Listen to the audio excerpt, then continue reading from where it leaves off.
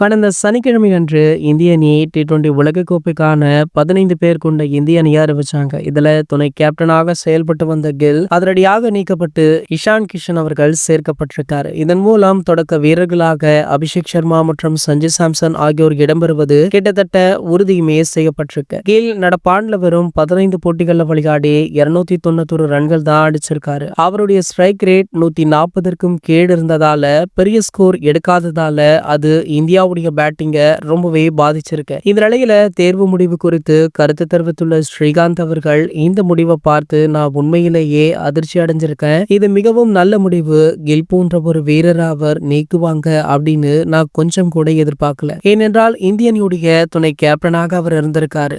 Australia தொடரிலுமே அவர் தான் துணை கேப்டனாக இருந்தாரு. தற்போது ரிங்கு சிங் இஷான் கிஷன் அணியில தேர்வு செய்யப்பட்டிருக்காங்க.